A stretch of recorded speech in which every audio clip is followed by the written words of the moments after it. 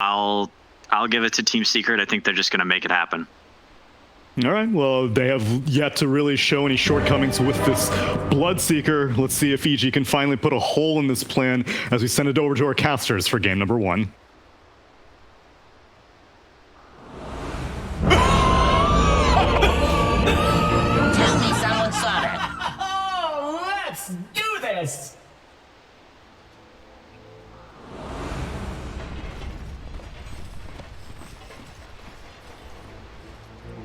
That's right, we already have one team in the upper bracket final. That is OG, and it's going to be exciting to see how this series pans out before Secret do eventually take their place in the upper bracket final as well.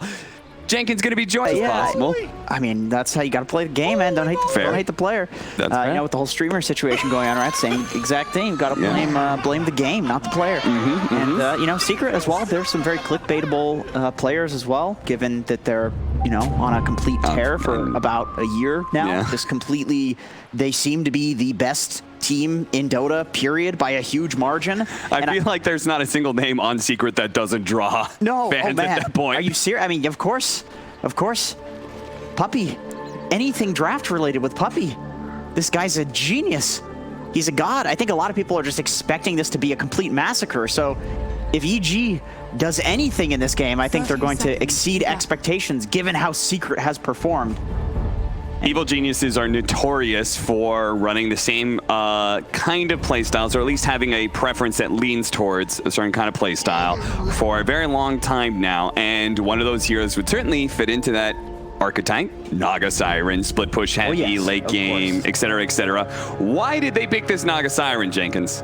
Okay, so I'm going to call him out for this. I was in a pub with Arteezy about, we'll say, 1 to 2 months ago.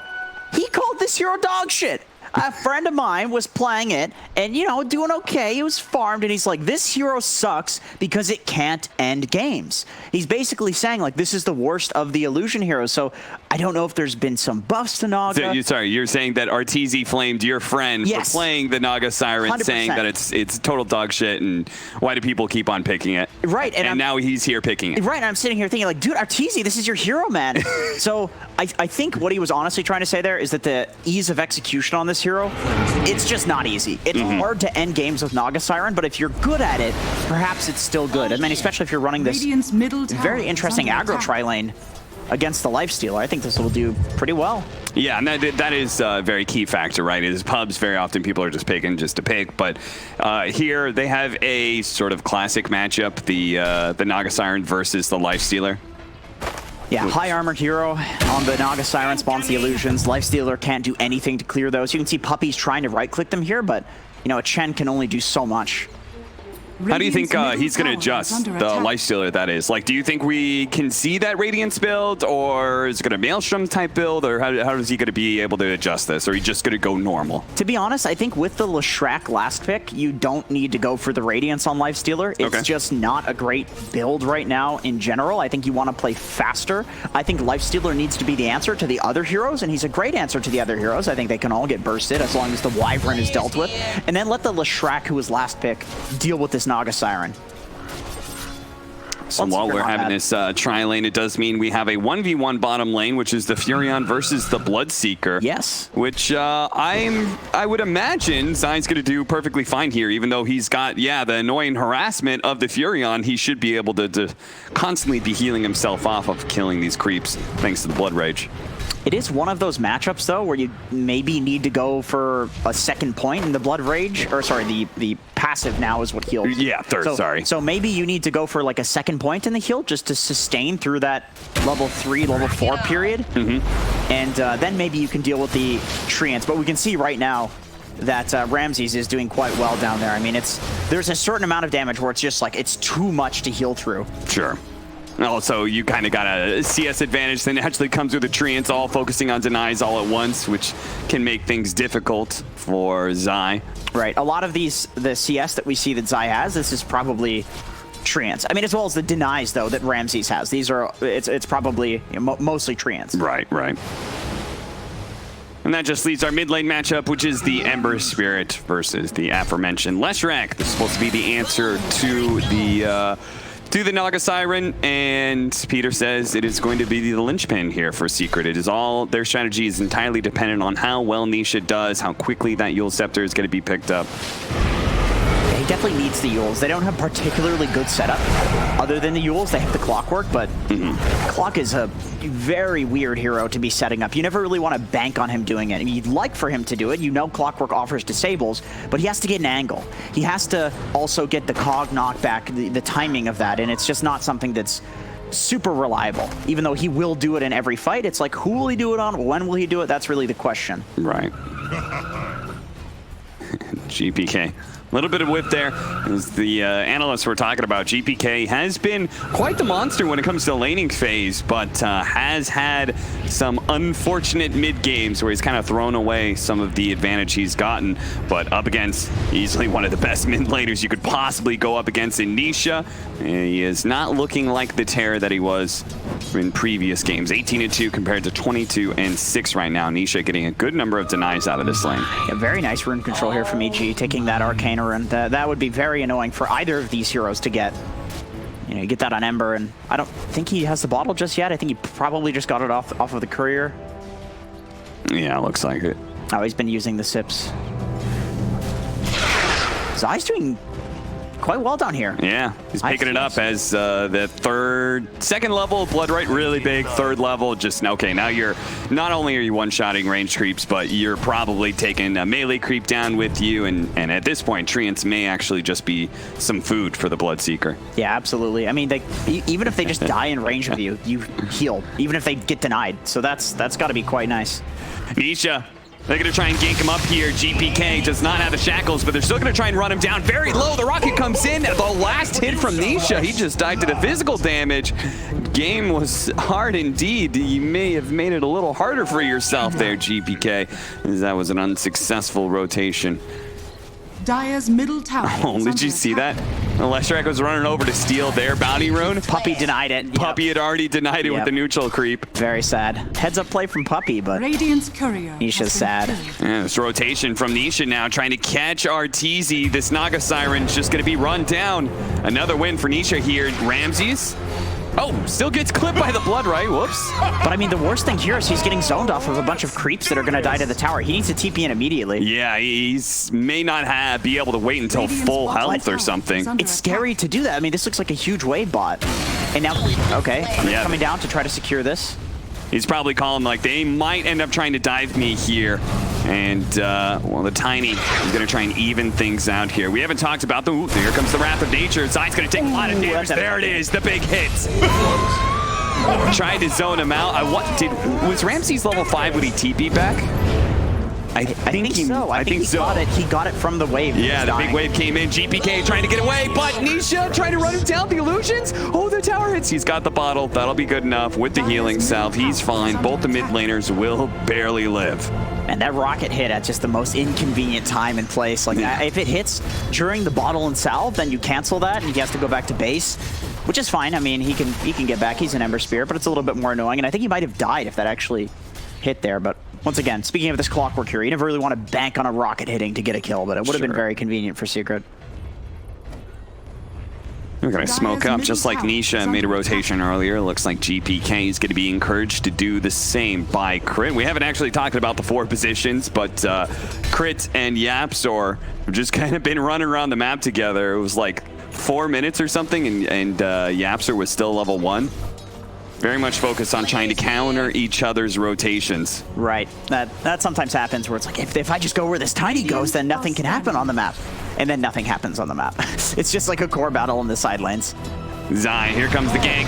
Throws out the Blood Right. Nisha is on his way with the silence already out, and Zai still not dead. This is looking quite good for Secret. They're going to be able to get the kill pretty easily on Crit, and Zai will heal back up. Great build on Zai, going for the early Belt of Strength and Raindrop as well as Basilius. Like, he's got so many little stat-efficient items. When he played against OG and he was playing this Bloodseeker, he literally just went straight Veil. He didn't send out any items until Veil because he could be greedy, but in this game he knows he can't be that greedy. He's got to send out those items. We still have the scan behind the tower, but GPK's here, spotted by the rocket as it went overhead. The Wrath of Nature is going to go out. Do they have any vision on these heroes? Doesn't look like it. All of Secret head out of vision and don't take the big nuke damage. They know also that there is a ward to the left there in that Radiant jungle because the Chen creep got hit by the Wrath of Nature. So Puppy's already pinged that out. The classic Wrath of Nature ward reveal. Yeah. That is the plight of many pub Nature's prophets. Their supports get very mad. Hey man, I can't control that. It's true. You kind of can. Not too much. It hits a lot of targets these days. Yep. Almost have the mech on Puppy. Actually went Bassy, so he's not rushing the mech, and still about 750 gold, and he'll have that. Just jungling. This is something that Puppy does. This is very annoying. Whenever I've been, once again, pubbing with this guy. Unfortunately, on the enemy team, anytime there's space on the map and he's not needed in a lane, he doesn't go rotate. He'll literally just jungle, and then he comes out of the jungle as like with core farms. Yeah. Bro, Puppy, come on, man. Incoming! And with a lifestealer, like, what better hero to leave alone and feel comfortable, you know? Yeah, exactly. And he's not really needed in the lanes. Like, this is, you know, they're chilling for a bit. There's a bit of a grace period, and then I think they'll put on the pressure. Once they have the Chen mech plus the Leshrac possibly having a Yules, man, that seems like a real solid timing. Yeah, and this is looking like a snowball that is just going to roll right over Evil Geniuses, as they've already shown they're kind of lacking some damage when it comes to killing some heroes. They need to get those levels up on crit, because I think without him being maxed out Avalanche Toss, Secret, there's not a big enough threat to stop them at this point. Nisha's just going to put himself in this little cupboard and slowly Diabolic Edict down the tower. Fly's going to try and go for the last hit. Misses. Misses the deny. Now potentially caught here. Slow down. Hits the stun. Opens up the trees. And YapzOr is able to keep running him down as a result. 10-minute bounty runes are coming up as well. And Matumba Man, he's going to secure one at top, or at least try to. And that's one of those situations where clicking battle, crit wins.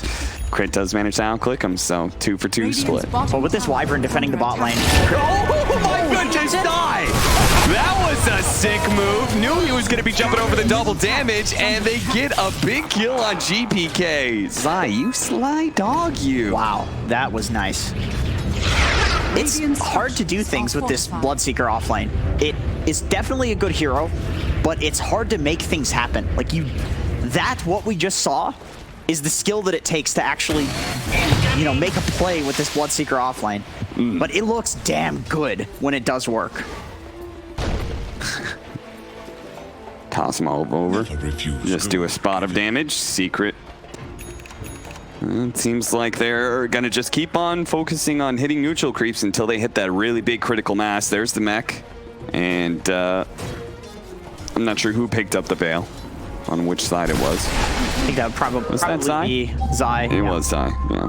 Going for treads this game so that way he can survive the magical damage. In the previous game where he played offlane Bloodseeker, he went brown boots, and then in another one he went for phase boots because he could play more as a carry and he needed the physical resistance, but he just needs to survive burst in this game. Great. Toss up in the air. Just trying to get Matumba Man off of him. What have we here? Hey.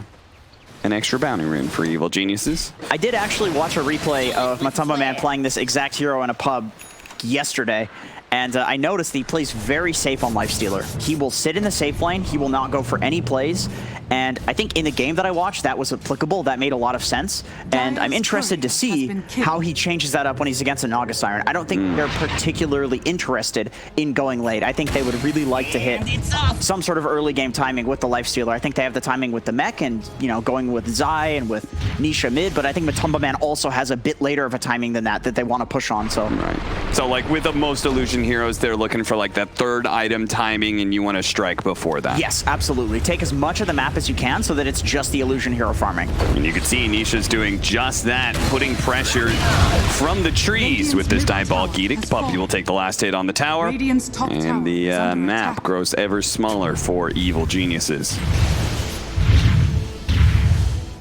Got that Yules, they have the mech. Yeah, they're super ready to go right now. My question is, okay, so Matumba makes a move. He's going to start being aggressive, play in the enemy jungle.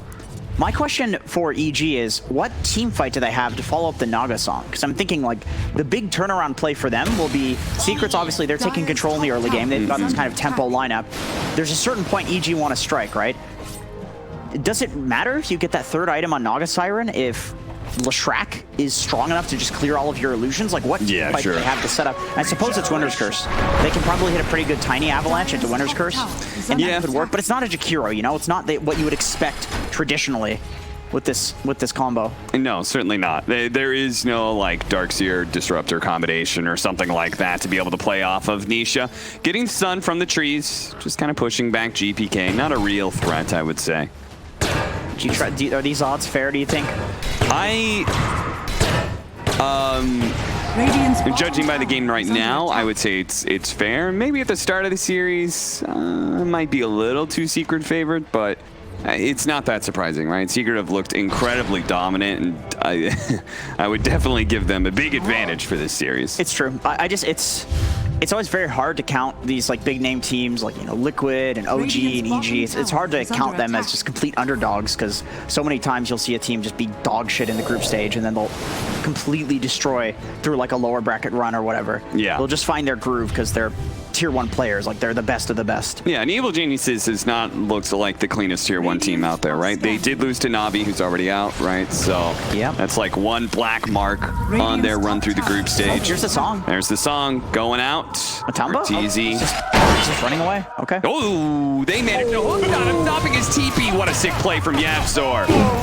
Got the angle. I think Arteezy was trying to kind of use Lifestealer in that one creep to kind of block any potential hooks, but wasn't good enough. YapzOr, the wily 4 position of Team Secret. He always seems to find a way. That was not an easy angle to hit. Once again, another one of those problems with Clockwerk is that you just have to be there for the opportunity. You just have to be already in position for when it happens. And, I mean, YapzOr was. It's almost like he was expecting it. Look at him. He's going for a meaty hammer. I like it. Yeah. I like it. They don't necessarily lack tower push, but there is a lot of outpush on EG to kill creep waves, Naga illusions, you know, Winter Wyvern, Ember Spirit. So the more the merrier in this game. Like, I don't think you want to go late. I think you want to just end this one early. Dire's top tower is under Zai, man, he's cutting through the trees. He's a lumberjack. Yep. And they've spotted Fly. They know he's here. They certainly got him with the rocket flare now, so they're going to be able to get the rupture. Fly will eventually come down to earth here. We'll use the cold embrace. Nobody's coming to save him, though. Radiant's bottom tower is under They take him, and they take this tier 2. Man, this is they're putting on a clinic right now. Secret, this is just like a tutorial for how to beat heralds at Dota or something like that. I don't know. That's what this feels like. No. It feels like EG can't do anything, man. At the same time, in typical EG fashion, they're not down net worth-wise as much as I would expect, but in some ways it's just because they haven't gotten into that one really bad team fight yet. We saw it yesterday, right? We were talking about 3K gold lead, and all of a sudden it was 9K off of one team fight. Okay, here we go. This is a big pick. Yeah, this would certainly be a massive one, as Ramses is definitely going down here in Arteezy. Can't really do much to save him. He's got to be careful, man. Yeah, certainly. He does not have the song back up yet. And it was a level 1 song at that. Combo here onto Matamba Man. He turns around, starts laying into crit. I think crit is dead. Slowed down by the purge, but didn't really need it too much. 9-1 to the favor of Secret now. And we can see the gold lead mounting because Secret is basically just moving across the map, taking the towers, and basically the kind of flow chart order that, you know, it's easiest to take. And slowly but surely EG is getting choked. They're going to get less bounties. We're going to see bounties spawn in 3 minutes from now. That's going to be a big gold difference. Roshan is now available because Secret is able to occupy this triangle with that mid tower being down. We have the top 2 towers that they need to take that I'm not sure if EG can defend. They do have that Orchid timing on Ramses. That seems like maybe an okay time to fight. But maybe you wait for Crit's blink as well? Yeah, I think you need that clear initiation for sure. And I don't think Ramsey is going to feel super good about team fighting until he has BKB. That's a long way away. Yeah, you're absolutely right. That may be far too long to wait. As Secret is beginning to stretch that lead out a little bit further. Now 5,000 net worth lead as they've taken most of the towers on the map. It's just those top 2 left. Like the aggressive ward there from Puppy. Just, okay, they're locked in their base. It's very dangerous for them to enter into their jungle. They're very likely to enter into this kind of small area in their jungle or into the triangle. You put the ward there. Also, what's with the... I mean, he's got that one aggressive ward, but then he's got 3 mid lane wards. Back to back. That is interesting. Just all in a straight line. So if you take that first really aggressive one, then you're still having that other one to worry about. Yep. I get the mid lane ward on the top left. It's a Roche ward. I believe there's one there. But the other two, maybe it's the order in which he placed it. Like, they did just take those towers, right? Sure. So. Great. Gonna be caught by Nisha. The rotation is gonna come out from Ramses, putting in the work with this Orchid. Can they actually get this kill on Nisha, though? He's so damn fast with the Yule Scepter Boots of Travel build. He gets out of there pretty quickly. The Purge being used to take away the Flame Guard of GPK. There goes most of his damage. Still holding on to the Chen heal, too. One other thing that I noticed watching Matumba's replay, with this Lifestealer, I'm sure this is like an every carry thing, because I think this is just a good concept. Would highly recommend watching Owie's video on this, but he always values protecting his backlines. Like, if he sees that his team is getting gone on, he runs to them immediately, and maybe he doesn't go in if it's too dangerous, but he's always there. Sure. He's always there to back them up, to be kind of that turret, that rock that his team can go to as a defense. Look at YapzOr. He's been hiding out here on this side of things, and he's going to put that Meteor Hammer to use here. And Orchid, Ramsey's trying to protect himself, trying to get away. There's so many creeps here to take up the battery salts, but old YapzOr, because his positioning, still on the hook shot in the tank. He'll probably die for this, but he's going to open up a lot of kills here, as they're going to still be able to take this fight in. GPK has to jump out, and they have to use the Song of Siren to prevent further losses here. But Crit, even with that additional help with the Song of Siren, he still can't get away. Matumba Man is here.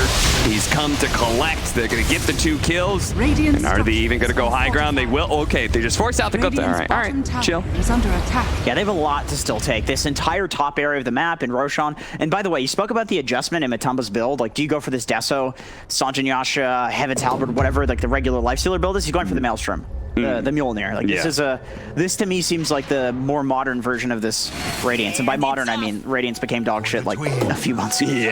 But this is this is still a great item. Meanwhile, Arteezy just trying to get a second big stat item, right? He goes for the Manta, doesn't go for Diffuser Blade. He's like, okay, I need actual stats to survive. He goes for the Scotty over the Heart. What do you think about that? The Scotty's just the new age good item. I think against the Lifestealer, it's great. I mean, against all of these heroes, they have the Chen heals, they have the heals on Bloodseeker, they have the heals on Lifestealer. I mean, how is he supposed to stay on top of this Nisha Leshrac if he ever does get on top of him, right? It's like he's super fast with Boots of Travel Yules. I honestly think he needs Heart Scotty. Oh my god, GPK. He gets hit by the Meteor Hammer. It's not like YapzOr is going to be able to do anything to... Okay, maybe. Jumps away to the Remnant. Stun came a little too soon. Yeah, you can see he went for that instant, like, frame perfect timing. Yeah, exactly. Because you have to against an Ember Spirit. He's just got no cast time on the Remnant. So you have to get very lucky to pull that off. I mean, Nisha's one of those players. Like, I've seen this guy do the Yule's coil break on Puck. Almost consistently. But if you can do that like once or twice in a game, that's already impressive. That's like a 1 out of 10 times thing. You know how you can Yules and then it breaks the coil? Yeah, so what you're talking about is coil. If you go to the very edges of it and pop Yules, the Z axis will break the coil. Actually, no, it's because the Yule spins you. So you move out of coil range while invulnerable. Oh, okay, and so he's done that in a game like 3 times. He'll do it in a game. Oh, I see. So I'm saying that mechanically, Nisha's the type of guy that I would expect to pull something like this off. Right. But it's not easy. Radiant's top tower. Well, they got their second tower of the game on Evil Geniuses. Thanks to GPK's aggression. Ramsey's going to try and collect a third here. Arteezy playing nearby, ready to go with a Song of Siren. Matumba Man thinking to himself, there's no way this Nature's Prophet is playing this aggressively without some boys behind him. But now, Matumba Man has some boys of his own. Do they have any disables to stop him, though? Oh, the hook shot comes in just in time from YapzOr. Once again, right place, right time. He was the first person to TP in. Just those little things, right? Great team play too. Matumba got out of the way, and the moment he TP'd in, he hooks. Like Matumba knew he was gonna hook and gave him the angle, and then he moved. And then also, YapzOr knew Matumba was gonna move out of the way. He throws the hook. That's just Great trust. And I like this from Nisha, immediately moving to the other side of the map. You showed a bunch of heroes, right? What is any split pushing hero going to do? I've got to run down that top lane. And Nisha's going to say, no. This top lane's not going to push out too much. I'm not going to let it get out of control. And he can do that because he's the one holding the Aegis. And he's got the travels, like he just second item travels to Shrek. Yule's travels, you feel so incredibly fast. Even if it's a bad travels game, it still feels like a good item because you're so hard to kill in fights, you just run away from people. But then, like you said, he has the Aegis to boot, so do you really need tanky items? You can just go for a Kaya, because he's got a casual Kaya building the Bloodstone. I guess not so casual, but... And now you can see Evil Geniuses, the only people that are getting farm, I mean, they do have heroes that are able to find farm because they're natural mobility or split pushing powers, but even so, it feels like the map is closing in on them, right? Arteezy's only throwing illusions down lane. Ramses is playing in their jungle right now with the teleport, and GPK is just strictly trying to defend. I do want to point out something cool about what Ramses is doing. He was given some sentries and wards, and so he places a ward in the mid lane. I think he probably placed that bot ward as well, and then he also places a sentry on a high ground. He went to the tower, and he's going to get caught. No. I was literally about to say, because you, against a Nature's Prophet, you would high ground ward places like that. Yep. Because you know that he's going to play in your jungle. Yep. And so he put the sentry on the other high ground eye spot, but not that one. Yep. That's why he got picked off, because Secret, they kind of next level. They put it in the other one. No, they got lucky. Just the right one. He walked through it. On tier 3, that's already taken a decent amount of damage, and Secret, thanks to Chen, thanks to some of their mobility, they're just able to go from picking somebody off in that bottom lane and immediately be reformed up in a pretty good ball to take this top lane of barracks. And Evil Geniuses, it just feels like they're running out of options here. And I don't know when this game turns around for them, Jenkins. Like, I don't know if this game delays another 10 minutes, if they are still incapable of fighting. Crit tries to come in, goes to the toss back of the Yules, but a Rage and a Yule Scepter is going to stop that. Oh, that's Winter's curse, but it's not what they wanted, that's for sure. Song of Siren being used as well. That is Evil Geniuses using most of their big ultimates here, their big team fighting abilities, and getting nothing for it. Yeah, so all they need to do now is just... The seeds Oh, look at him. They saw him. Ramses TP'd in, grabbed the bounty rune, and Nisha immediately TP'd in, and Matumba Man infested inside of Nisha, so he's going to join him for this kill onto Ramses. I'm a little surprised he died in the same spot, especially with the presence of mind to put the sentry on the other high ground D-ward spot. Yeah, he must have just thought, oh, it was because I killed the tower. They just kind of like estimated where I was. Sure, that's yeah, definitely. But the truth was, they knew exactly where he was because there was a high ground ward. Right. It's the Nature's Prophet counter when you're winning, which... And look at this. Evil Genius is like, okay, they just showed bottom lane, guys. Let's push out to top. Arteezy faking himself there is just going to run through all of this, but Crit, it doesn't have quite the same options here. Trying to get into the side lane of the trees and blink away. Fly will just Cold Embrace and extend his life. It won't be for very long, though. A Blood Rage Nisha is very scary, especially when he's got that extra life, so he can kind of play fearlessly. GPK, got to be careful of the basher here. There it goes. But the Rage is also running out. Crit with the toss back. They do have the Orchid there as well, but oh no, Ramses, he doesn't want to be in melee range. Fortunately, the ensnare is there, tries to buy him a little bit of space, but he still goes down. Matumba Man does end up falling here, trading his life for Ramses. Nisha, GPK, I think he's just trying to cut more mid creep waves potentially and get away from this team fight that's going around. Really solid pickoff there from EG. Oh man, that would have been devastating. Yeah, it certainly would have. Nisha was like picking his nose or something, so he wasn't moving around. He went like anime for a second there. Needed to take a breather. Yeah, he's like, ooh, an arcane rune. Let me think about that. Now that was a nice, really nice toss back, catching him without the Rage there into the Orchid. That's the only way that they can kill him is by isolating him like that. Matumba, when he plays this hero, he's always on the front line. Super aggressive. All right, they're killing a puppy. That's what they want. Matumba Man's dead still, so they're like, all right, we got some time to work with. Let's just grab whoever we can. Not a terribly value kill, but, it's always kind of nice to kill Chen and his creeps. Yeah. Once again, without Matumba, like, there's nobody to really play the front line. Nisha doesn't want to do it. It's a little too risky. Zai, he hasn't built to be super tanky with the Veil build. I'm still left with that kind of perplexing problem here. When does Evil Geniuses feel good about their team fight? Like, what is the power spike? What are the items that we need here, Jenkins? Oh, man.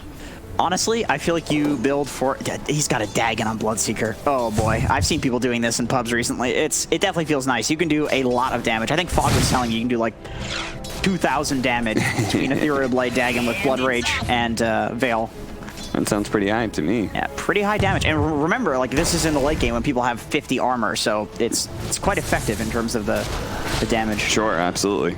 And in a weird way, it's like everyone's scaling up in armor, but nobody really scales anymore in magic armor at some point. No, you just have the pipes. So in a weird way, it goes magic damage, super good, then physical damage, super good, and then magic damage starts coming back a little bit in the late game. It would be different if people got like 6 hearts. If multiple hearts was the meta, sure. then magic damage, Monkey King Bar, for example, wouldn't be so good as well, because it's magic damage. But items, I Rapier. That's Rapier on probably Ramses. Every single time, you're just kind of watching secrets run through lanes as quick as possible, move to the other side of the map, push the lanes in, trying to counteract this split push that's happening. One more kill, then we get weed number. Oh, the weed number. That'll be funny. I'm gonna laugh at that when that happens. That'll be some on, good Ramses. Twitch chat memes. Ramses, let's go. I know you love those. He's in the trees. Now I want Evil Geniuses to get a kill. Don't do it. We can't get 3-2-2. EG, unfortunately, Matumba threw that opportunity. Now, I think to turn this game, you need some nuclear option. It's not enough to just get Naga's 4th item. They have the answer to it. It would be different if there wasn't a Leshrac on Team Secret. That's the thing. If there wasn't a clear answer to the Naga, then I think it would be different. And YapzOr, even something like this Meteor Hammer, this is somewhat of an answer. You have something that's at least a follow-up AoE stun for the Leshrac stun. If there's a bunch of illusions on you, you can just cogs them and then stun them and damage them with this Meteor Hammer. Then there's the Mjolnir as well. Like, they're itemizing really well to deal with this. That's something that Secret is extremely good at, is that they'll often just pick heroes that are really good and have synergy and then itemize to deal with the enemy team's stuff. They'll counter it in that way, which I think is a very cool way of looking at the game. But they did pick, obviously, to counter Leshrac. Let's not ignore that. This is a very good hero versus the Naga. Look at Nisha, just running in. He pops the spider legs, and Arteezy says, no! Crit, he's still going to be caught here. It looks like the hook shot did land. It caught Fly instead of Arteezy's Naga Siren that he was looking for. We do still manage to get the kill on the Crit. And now we have an Abyssal Blade complete for the Lifestealer, so Arteezy is going to have to be even more scared than he was before. He's going for a Butterfly next to try and deal with a Lifestealer, but as soon as he builds a single component... Yeah, that's exactly what I'm thinking, dude. The MPD is immediately going to come out from this hero that already loves the item. Yeah, and it's not like Nisha cares at all about the Butterfly. He does not care. Neither does I with his Dagon 5 soon. But it is a terrible position because it's like, okay, but do you get heart? Like, that helps Lifestealer in a way. It's not easy. Yeah. I would legitimately think that EG has a better shot in this game if they had a carry natures. If Ramses was their carry and took farm priority, I would prefer a natures to carry this game, because then you can actually get a Rapier. And with the Rapier, of course, everything changes. It's just so much damage. It's just a very weird power spike that is a little bit unnatural. Meanwhile, this Naga Siren can't build it. It's kind of a linear growth with Naga, but they're looking for something exponential at this point. Yeah. They're looking for 2 to the end growth. Maybe 10 to the end. I don't know.